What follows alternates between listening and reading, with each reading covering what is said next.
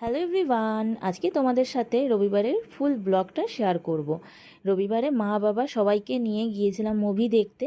তো কেমন কাটিয়েছিলাম সেইটাই তোমাদের সাথে চলো শেয়ার করি। তো ভিডিওটা চলো দেখতে থাকো।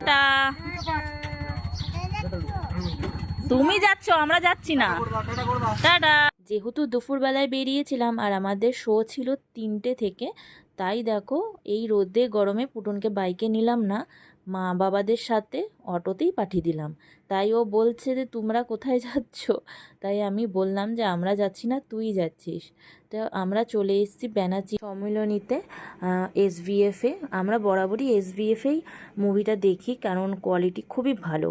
আর অনেক দিন ধরে ইচ্ছা ছিল যে সবাইকে নিয়ে একটা মুভি দেখতে আসবো। ফ্যামিলি তো মুভি খুব একটা বেরোয় না, তো আমার বস দেখতে আসার ইচ্ছা ছিল, কিন্তু একেন বাবুটা সিনেমায় রিলিজ করেছে সেটা শুনে আমার শাশুড়ি মায়ের খুব ইচ্ছা ছিল যে বড় পর্দায় দেখবে। তো আমিও বলেছিলাম যে নিয়ে যাব, তাই নিয়ে আসা। আর আমার শাশুড়ি 32 বছর পর আবার হলে এলো। এখন তো উন্নতি হয়ে গেছে অনেক। আমরা তো আগে ডিসি হলেই দেখতাম, এখন আর ওইখানে পোষায় না। মানে ডিসি হলে কেউই যায় না বলতে গেলে, শুধু ওই ছাত্রীরাই যায়।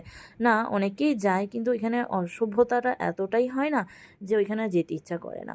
আর যেহেতু একটা ভয় ছিল, কেউ যেহেতু পুটুন প্রথমবার এসছে, তো ও তো এসে পুরো অবাক। হাই।